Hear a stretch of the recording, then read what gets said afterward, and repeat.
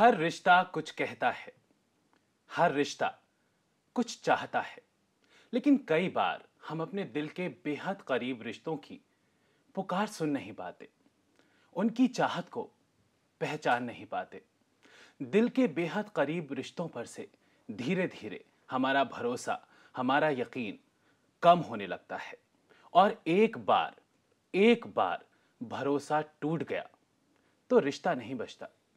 आज यही बात करेंगे कि रिश्तों में भरोसा, यकीन, ट्रस्ट कितना जरूरी है। गाइडेंस के लिए हमारे साथ स्टूडियो में मौजूद हैं रिलेशनशिप एक्सपर्ट डॉक्टर कमल खुराना। डॉक्टर कमल, बहुत बहुत स्वागत है आपका। Thank you. इससे पहले कि हम अपने शो की शुरुआत करें डॉक्टर कमल, क्या हम रिपोर्ट देख सकते हैं?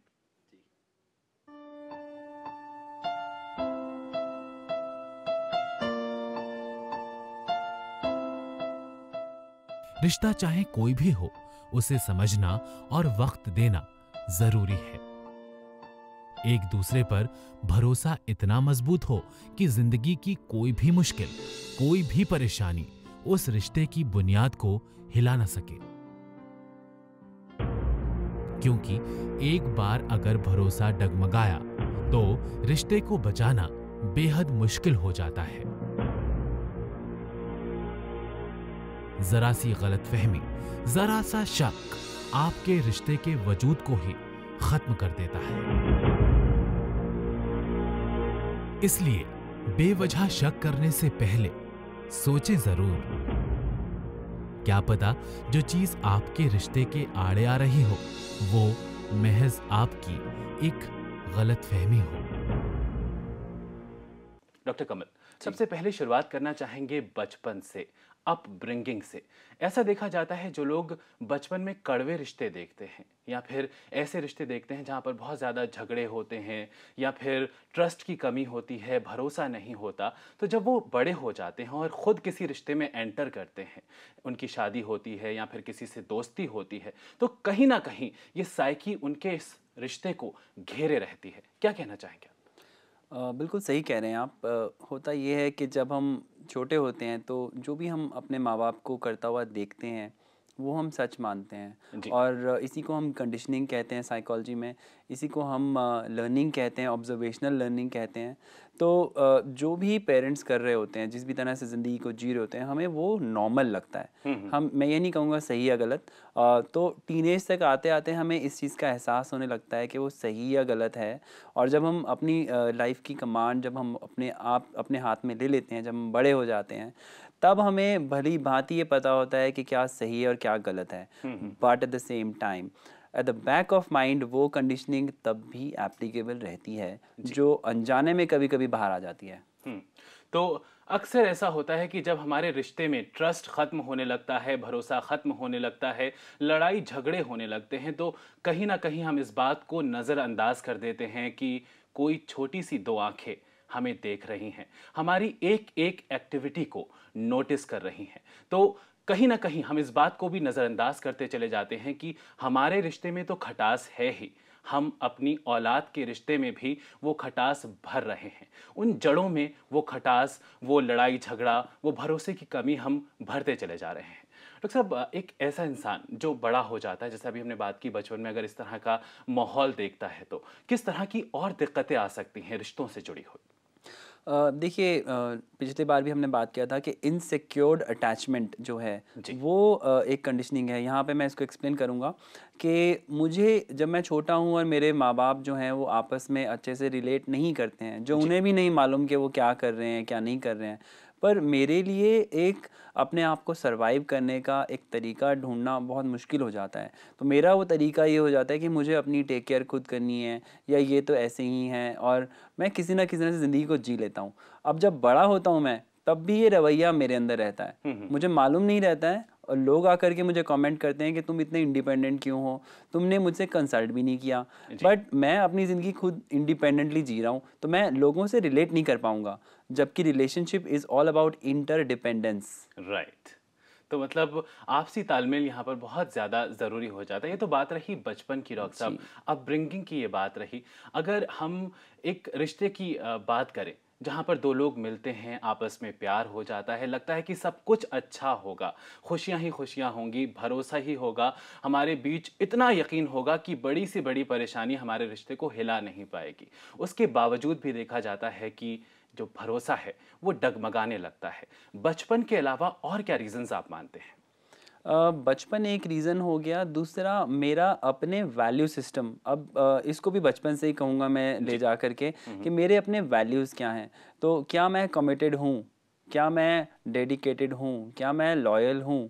ये सारे जो टर्म्स मैंने यूज़ किए, ये आपके रग के अंदर होते हैं, आपके पर्सनालिटी के अंदर होते हैं, आपके बिहेवियर के अंदर ये झलकते हैं। तो अगर मैं कमिटेड हूँ और मैं हर जगह कमिटेड हूँ, मेरा कमिटमेंट हर जगह नज़र आएगा, तो मेरी वो कॉन्शियस के अंदर है, at the back of mind. वो ये सब चीज़ें अनकॉन्शियस सबकॉन्शियस माइंड में चलती हैं और उसी तरह से मैं ज़िंदगी को लेता हूँ। तो ऐसा नहीं हो सकता कि मैं अपनी जॉब के प्रति कमिटेड हूँ और मैं अपनी रिलेशनशिप्स के प्रति नहीं हूँ, या मैं अपनी हेल्थ के प्रति नहीं हूँ। ऐसा नहीं हो सकता।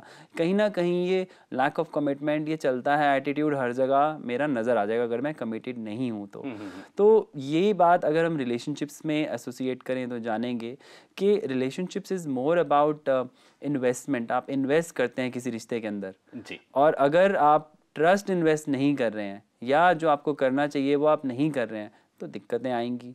आपने कहा कि रिश्ते जो हैं हम एक्सपेक्ट करते हैं कि सब कुछ सही हो, तो जब हम एंटर करते हैं रिलेशनशिप में हम बहुत एक्सपेक्टेशंस के साथ करते हैं, तब हम भूल जाते हैं दैट इट्स अबाउट इन्वेस्टिंग। आपको रोज़मर्रा ट्रस्ट करना है, रोज़ की ज़िंदगी में आपको अपने कमिटमेंट अपना दिखाना है, और ये सब जब नहीं होता है तो रिश्ते टूटते हैं। बिल्कुल। तो कोई भी रिश्ता हो उसमें ट्रस्ट, भरोसा, यकीन बहुत ज़्यादा इंपॉर्टेंट हो जाता है। ये वो डोर होती है जो दो लोगों को आपस में पिरोए रखती है, जो रिश्तों को पिरोए रखती है। लेकिन ये रिश्ते बिखरने क्यों लगते हैं?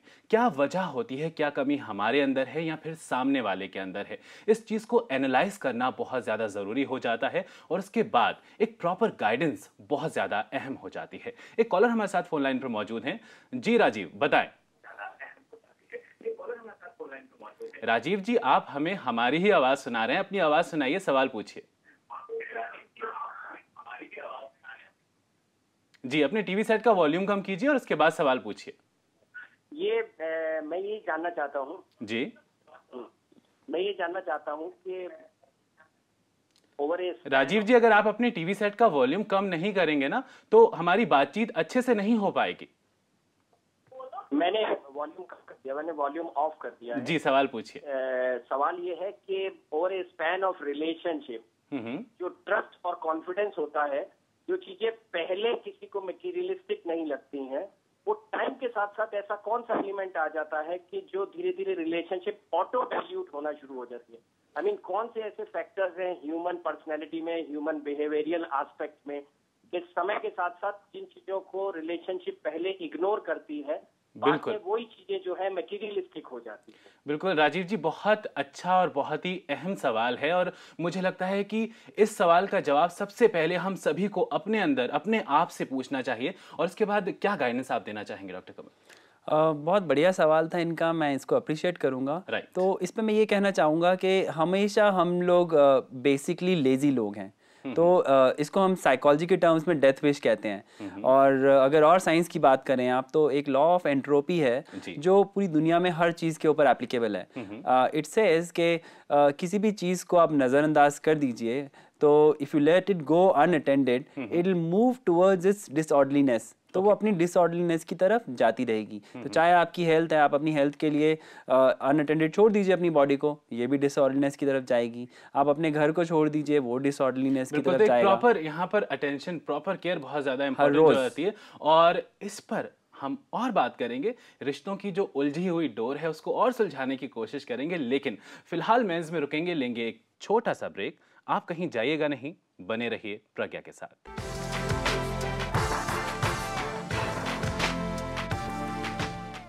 डॉक्टर साहब, ब्रेक से पहले राजीव हमारे साथ जुड़े थे और एक बहुत ही अच्छे इशू को उन्होंने छेड़ा है कि चीज़ें मटीरियलिस्टिक क्यों होती चली जाती हैं रिश्तों में। इसलिए मटेरियलिस्टिक होती चली जाती हैं क्योंकि जो ये रिश्ते जिनकी बात कर रहे हैं, सब रिश्ते ऐसे नहीं होते हैं। तो अक्सर लोग एक्सपेक्टेशन और इस मटेरियलिज्म के साथ घुसते हैं रिश्तों में। ये वो बयान नहीं करते हैं बट उनके जहन में ये होता है कि हमें ये पार्टनर इस वजह से चाहिए। तो अट्रैक्शन का एक फ्लो होता है, मैं यही कहूँगा, एक इनर्शिया होता है उस अट्रैक्शन का, जो हमें दूसरे के साथ दूसरे को पोजेस करने के लिए हमें पुश करता है। मतलब आपके कहने का मतलब है कि ये चोर पहले से ही हमारे अंदर छिपा बैठा रहता है, जिसको हम बाद में पहचान पाते हैं। उस वक्त शायद जोश में या फिर अट्रैक्शन के चलते हम उस चीज को मतलब नजरअंदाज करते चले जाते हैं, बस एक पालते चले जाते हैं, जो कि बाद में कहीं जाकर फटने लगता है। राइट। हमारे साथ अजय फोन लाइन पर मौजूद हैं, इनसे बात करते हैं। जी अजय, बताएं। अजय जी, अपने टीवी सेट का वॉल्यूम प्लीज कम कर लीजिए और उसके बाद अपना सवाल पूछिए। जी जी जी जी जी जी मैं सर से मैं सर से ये पूछना चाहता हूँ जी कि आजकल के रिश्तों में टकराहट या रिश्तों में पहले जैसी जो गर्माहट नहीं रही है, उसमें मेरे हिसाब से सबसे जो अहम कारण है वो है लोगों के बीच ईगो। या कहीं भी आप ऑफिस में हो, समाज में हो, परिवार में हो, कहीं भी हो, तो उसमें ईगो और या अहम हम कहें जो भी नाम दें, तो उसका सबसे ज्यादा दखल हो रहा है। तो इसे आप किस रूप में देखते हैं? बिल्कुल अजय जी, बहुत ही इंपॉर्टेंट चीज आपने यहाँ पर कही है कि अहम ईगो हमारे रिश्ते ही नहीं, हमारी प्रोफेशनल लाइफ को भी स्पॉइल कर देता है। इनफैक्ट हमारी जिंदगी को ही खोखला करता चला जाता है। और जब बात रिश्तों की हो तो वहां पर मुझे नहीं लगता कि ईगो के लिए कोई भी जगह होनी चाहिए। डॉक्टर साहब, बिल्कुल सही बात अजय ने कही और आप भी कह रहे हैं। ईगो जो है वो क्या है? ईगो हमारा एक बीइंग है। तो मैं अपने बीइंग से कैसे रिलेट करता हूँ?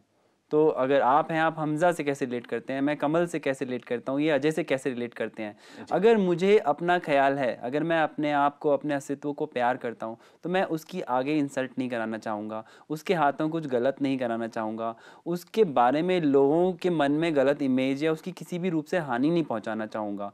तो अगर मुझे अपना ही नहीं पता, अगर मैं अपने साथ ही नहीं हूँ, तो सिर्फ मैं अपने ईगो को, यानी कि ईगो जिसको आप कह रहे हैं, उसका हम अगर अनुवाद करें तो एक हेडोनिज्म है, यानी कि बस कुछ भी पा लेना, सिर्फ सेल्फ सेंटर्ड होना। तो सही मायने में जो सेल्फ सेंटर्डनेस है वो सेल्फ लव है। क्या मैं अपने आप को रिस्पेक्ट दिलवाना चाहता हूँ, अपने आप को इवॉल्व कराना चाहता हूँ, या मैं खाली चीज़ें जो भी मुझे चाहिए, जो मेरे डिज़ायर्स हैं, डिज़ायर्स के पीछे ही मैं भागता चलूँ? तो अगर मैं भागता चलूँगा डिज़ायर्स के पीछे, तो फिर मेरे रिलेशनशिप हर चीज़ के साथ ख़राब होंगे। मेरे प्रोफेशन में, मेरे जॉब में, मेरे कोलीग्स के साथ, मेरी वाइफ के साथ, मेरे पार्टनर्स के साथ, हर जगह, अपने मेरे बच्चों के साथ, हर जगह मेरी ईगो आगे आ जाएगी। और बिल्कुल वैसे मुझे लगता है कि कोई रिश्ता कोई भी हो, उसमें प्यार और विश्वास इतना होना चाहिए कि ईगो को जगह ही ना मिले कि वो आपके रिश्ते के बीच एंट्री भी मार सके। अगर हम ईगो की, हमने अभी बात की, अगर हम शक की बात करें, मिसअंडरस्टैंडिंग्स की बात करें, तो अक्सर देखा जाता है कि बेवजह की मिसअंडरस्टैंडिंग्स हो जाती हैं, जिसकी वजह से भी कई बार हमारा जो ट्रस्ट है, भरोसा है, वो हमारे रिश्ते पर से डगमगा सा जाता है। तो इन मिसअंडरस्टैंडिंग्स को किस तरह से हम आइडेंटिफाई कर सकते हैं डॉक्टर साहब? देखिए, आइडेंटिफाई से पहले मैं ये कहूँगा, जिसे आप मिसअंडरस्टैंडिंग कह रहे हैं और जिसे शक कह रहे हैं, डाउट कह रहे हैं, तो डाउट वहाँ होगा जहाँ पर कन्विक्शन नहीं होगी। राइट। बात को ध्यान दीजिए। अगर मैं कन्विंस्ड ही नहीं हूँ तो कैसे मैं डाउट ना करूँ?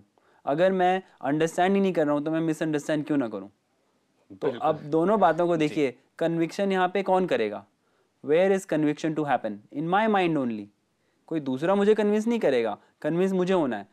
और मुझे कन्विंस होना है कि ये रिश्ता मेरा है, ये पार्टनर मेरा है, इसके लिए मुझे बेस्ट करना है हर रूप में, हर परिस्थिति में। यदि ये भावना मेरे अंदर है, इसी को हम कमिटमेंट कहते हैं, तो फिर कोई रिश्ता खराब कैसे जाएगा, चाहे कितना मर्जी भरोसा टूट गया हो। बहुत इंपॉर्टेंट बात यहाँ पर डॉक्टर साहब ने कही है कि जो यहाँ पर हमें शुरुआत अपने आप से ही करनी होगी, अपनी सोच बदलनी होगी। बदलाव आप अपने अंदर लेकर आएंगे और देखेंगे कि किस तरह से आपके आसपास की दुनिया बदल रही है, आपके रिश्ते खूबसूरत हो रहे हैं। और इसके अलावा भी किसी भी तरह का कोई डाउट अगर आपके जहन में आता है, अगर आप ये जानना चाहते हैं कि किस तरह से आप अपने रिश्तों में ट्रस्ट, भरोसे को बढ़ा सकते हैं, इसके लिए आप हमें कॉल कर सकते हैं, SMS कर सकते हैं।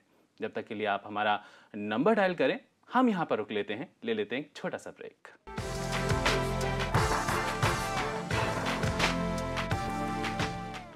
डॉक्टर कमल, अगर हम एक हस्बैंड वाइफ के रिलेशनशिप की बात करें, जहां पर कोई भी पार्टनर चीट कर देता है, धोखा दे देता है, झूठ बोल देता है और वो झूठ वो धोखा पकड़ा जाता है। तो यहाँ पर एक पार्टनर तो गलत है ही, लेकिन जो सही है, जो गलत नहीं है, वो भी बहुत ज़्यादा सफ़र करता है। इस सिचुएशन को हम पॉजिटिव किस तरह से कर सकते हैं? देखिए, ज़ाहिर है अगर एक ने चीटिंग की है और दूसरा चीटेड हुआ है, तो यहाँ पर चीटेड वाले को पहले ये समझना है कि क्या चीटिंग करने वाले पार्टनर को अब क्या कुछ समझ में आई है कि नहीं बात। यदि चीटिंग करने वाला पार्टनर अभी भी रैश चल रहा है और चीज़ों को कवर अप कर रहा है और बात को नहीं समझ रहा है, तब ऑब्वियस है कि फॉरगिवनेस का कोई सवाल उठता ही नहीं है और चीज़ों को ठीक करने का कोई सवाल नहीं उठता जी। बट यदि अगर चीटेड पार्टनर ये समझे कि जिसने चीटिंग की है दूसरे पार्टनर ने, वो एक गलती थी, वो एक फ़्लो ऑफ द मोमेंट था, या मैं कहूँगा कि वो स्लिप हो गया या हो गई, तो आज अगर उस चीज़ को वो रियलाइज़ करती है तो दोनों को मिल करके उस चीज़ को इवॉल्व करना है, उस मोमेंट से बाहर निकलना है, ना कि बहुत ज़्यादा रोना धोना या बहुत ज़्यादा ब्लेम एटीट्यूड के साथ चलते हुए, एक दूसरे को एक्सेप्ट करते हुए, खामियों को एक्सेप्ट करते हुए, परिस्थितियों को एक्सेप्ट करते हुए अगर वो दोनों साथ आएँ तब चीज़ें फिर भी सुधर सकती हैं। और इसमें अगर वो प्रोफेशनल हेल्प लें किसी अच्छे से साइकोलॉजिस्ट के साथ या किसी अच्छे प्रोफेशनल या कोई उनका अपना भी हो जो अनबायस्ड हो, तब भी चीज़ें बेटर हो सकती हैं। खुद वो कर पाएँ ऐसा मैंने कम देखा है। अच्छा, डॉक्टर कमल, मैं यहाँ पर ये जानना चाहूँगा कि अगर जो चीटेड है वो ये किस तरह से पता कर सकता है कि उसका पार्टनर सच में गिल्टी फील कर रहा है? कहीं हो सकता है कि वो मतलब डर गया हो या किसी मतलब फियर के चलते वो ऐसा बोल रहा हो कि नहीं, मैं मुझसे गलती हो गई, आप प्लीज़ मुझे माफ़ कर दो। हम इस सच्चाई तक किस तरह से पहुँच सकते हैं? क्या कोई रास्ता है? देखिए, मैं तो यही कहूँगा कि यहाँ पर अगेन मैं पॉजिटिविटी की बात करूँगा कि अगर आज आप उसे पूरी तरह से एक्सेप्ट करते हैं तो दिल से एक्सेप्ट करिए, एक बार खुद एक बार एक्सेप्ट करिए, और उसके बाद आपका इतना ट्रस्ट डाला हुआ उसके मन में इतनी गिल्ट डाल देगा कि वो दोबारा से वो कदम नहीं उठाएगा। और फिर भी अगर उठाए, क्योंकि आज आपने ट्रस्ट किया था, तो अगली बार आपको ये रिश्ता तोड़ने में बहुत कष्ट नहीं होगा। बिल्कुल, यहाँ पर बहुत इम्पॉर्टेंट चीज़ आपने कही है कि आपकी पॉजिटिव अप्रोच, आपका प्यार, आपका विश्वास, आपका भरोसा दूसरे इंसान को मजबूर कर सकता है आपको प्यार करने के लिए। मुन्ना हमारे साथ फोन लाइन पर मौजूद हैं। जी मुन्ना जी, कहें। लगता है कि हमारा संपर्क यहाँ पर नहीं टूट गया है मुन्ना से। अभी हमने बात की कि एक ऐसा पार्टनर जो कि जिसके ऊपर चीट हुआ है, जिससे झूठ बोला गया है, वो किस तरह से इस सिचुएशन को सॉल्व कर सकता है, पॉजिटिव बना सकता है। अगर वो पार्टनर इस बात को मानने के लिए तैयार ही ना हो कि जिसने गलती की है वो गिल्टी फील कर रहा है, तो उसको किस तरह से यकीन दिलाया जा सकता है? क्योंकि भरोसा अगर एक बार डगमगा जाता है तो उसको दोबारा से कायम करना बहुत ज़्यादा मुश्किल हो जाता है। अक्सर ये रहता है कि जिनके साथ चीटिंग हुई होती है, ऐसे कई केसेस हमारे पास आते हैं, उनको बहुत दिक्कत होती है उसे एक्सेप्ट करने के लिए कि अभी भी मैं कैसे मानूँ, या मुझे विश्वास नहीं है, ये चला क्यों गया। तो ये सेल्फ डाउट वाला जो एक कंसेप्ट है, वो जब आ जाता है कि मैंने ऐसा क्या गलत किया, एक कॉम्पिटिटिवनेस आ जाती है दूसरे के साथ, जो वो तीसरा जो इन्वॉल्व है, तीसरे के प्रति कॉम्पिटिटिव महसूस करते हैं कि क्या ऐसा मुझ में नहीं है जो उसमें था जो ये चला गया, क्या ऐसा मैंने गलत किया जो ये चला गया। तो ये चीज़ें आड़े आती हैं। तो इसके ऊपर एक अच्छा साइकोलॉजिस्ट आपको मदद करा सकता है, या आप मेडिटेशन करें, या जिस भी रूप से आप एक पॉजिटिव यहाँ पर अप्रोच बहुत ज़्यादा इंपॉर्टेंट हो जाती है। गोविंद से बात करते हैं। जी गोविंद जी, बताएं। सर, मेरी प्रॉब्लम ये है कि इस समय मेरे घर की स्थिति बहुत ज्यादा बिगड़ गई है। क्या हो गया है आपको? घर की स्थिति बहुत ज्यादा बिगड़ गई है। मैं ड्राइवरी करता हूँ जी। किस तरह से बिगड़ गई है? बिगड़ ये हो गई है कि हमने अपना अपना आत्मविश्वास खो दिया है। आपने अपना आत्मविश्वास खो दिया है। किस तरह से इस आत्मविश्वास को गेन किया जा सकता है डॉक्टर साहब? देखिए, सबसे पहले तो मैं कहूँगा कि गोविंद धैर्य रखें और ये सोचें कि इनका ज़्यादा इस विचार को और सोचना या इसके अंदर और इस घेरे में रहना इनको और नुकसान ही पहुंचाएगा, फ़ायदा नहीं पहुंचाएगा। तो जो घट चुका वो पास्ट हो चुका। अब की परिस्थिति ये है कि अब इन्हें अवेयरनेस है, इन्हें जानकारी है कि कुछ गलत हो चुका है, और अब बहुत ज़रूरी है कि सबसे पहले ये कंट्रोल रखें और उसके हिसाब से आगे की प्लानिंग करें कि अब ये क्या चाहते हैं ज़िंदगी से, क्या क्या विकल्प हैं, क्या क्या। बिल्कुल। तो दोबारा से वही बात आ जाती है कि पॉजिटिव सोच यहाँ पर बहुत ज़्यादा इंपॉर्टेंट हो जाती है। जो बीत गया है वो बीत गया, और हमें आज में जीना है, कल के बारे में सोचना है, आने वाले कल के बारे में सोचना है। जो गुजर गया है उसको हमें भूल जाना है, क्योंकि जब हम एक शुरुआत करते हैं, हम नई शुरुआत कहीं से भी कर सकते हैं। हमारा आत्मविश्वास अगर किसी भी तरह से, किसी भी वजह से डगमगा गया है, तो हमें उस चीज़ में घुसना नहीं, उसमें और ज़्यादा डूबना नहीं, उससे बाहर निकलना है। और वो आप बहुत आसानी से हासिल कर सकते हैं एक पॉजिटिव सोच के जरिए। डॉक्टर साहब बहुत बहुत शुक्रिया स्टूडियो में आने के लिए। Thank you.